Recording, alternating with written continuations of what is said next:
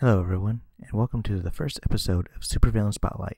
Now in this spotlight, we'll be taking a look at our first supervillain, and that is none other than the Lord of Latveria, Dr. Victor Von Doom.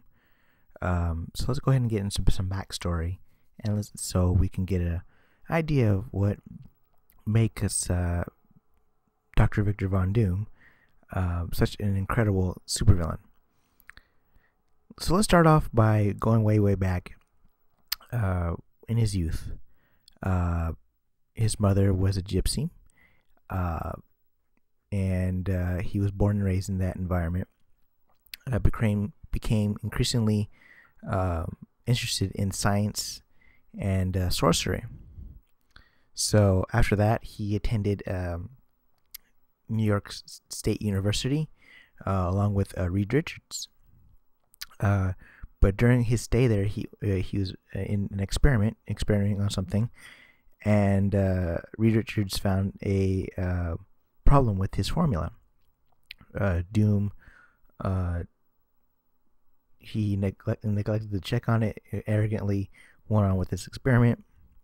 The experiment exploded, and thus he was kicked out of the university. He had blamed Reed Richards for this, and thus proclaiming him his enemy. So from then on, he went to Tibet to meet some Tibetan monks. They forged a new suit from his accident because they left him horribly scarred, and he donned an iron mask. While putting on the mask while it was still hot, thus scarring up his face basically for life. And from then on, he became known as Dr. Doom. Since then, after that, he reestablished his self. He went back to Latveria, his homeland, and proclaimed himself ruler. Dr. Doom has a myriad of different abilities and powers. His most powerful possession is his mind, his intellect. He is one of the smartest men on the planet. He is basically on par with Reed Richards, who many people protest he is the smartest man in the Marvel Universe. But he doesn't stop there. Dr. Doom has many gadgets in his armor, as well as different weapons he's constructed for offensive and defensive use. He has an entire homeland for himself for his use. Doombots. Any other type of weapon he can get his hands on. But he's also an accomplished sorcerer. As a matter of fact, he became the second place person in the Sorcerer Supreme, in the race for Sorcerer Supreme. Which is why in the new Avengers books, a couple issues back, is why Doctor Strange was so concerned about who was going to be Sorcerer Supreme, and feared very much that Dr. Doom would become the Sorcerer Supreme because of his vast knowledge of the mystical arts. So this leaves Dr. Doom as a very intriguing character, because not only is he incredibly intelligent, rich, powerful, but he is just, he's a mixture of different things. He's sorcerer, intellect, dictator.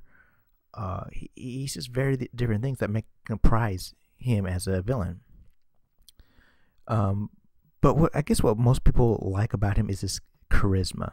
He's very charismatic, and he drives pulls the reader in because of his arrogance. He knows that he's the smartest man in the room most of the time. He knows he has a backup plan and all this and that, and he's gonna backstab whoever he's gonna team up with 99% of the time. And his quest for power, his quest for hunger, leads him to a lot of his downfall. His arrogance leads him down to his downfall, because he believes himself that he should be the rightful ruler of not only his homeland, but of all mankind. he wants to rearrange life on this planet to his image. So it's he's very much, you know, just power hungry and very very dark, very dark. But that's not to say that he doesn't have a soft spot.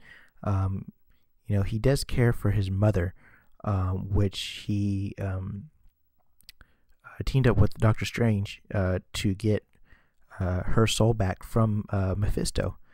And so, you know, he's not entirely evil. He's not entirely without, you know, human emotion, human caring. So he, you know, he does have a soft spot, but it's very much like his armor. Is very, very hard to crack. Very, very hard to get underneath that exterior to get to his more human side. Very metaphoric there. TV appearances, video game appearances, TV appearances. And movie appearances. He was in the first two Fantastic Four movies as the main villain, of course. TV wise, he's been in the animated series of Fantastic Four, Iron Man, Incredible Hulk, I believe Spider-Man. I'm not sure, but don't quote me on that. Video game wise, you know, he's been in the Fantastic Four games, the Marvel Ultimate Alliance, the first one.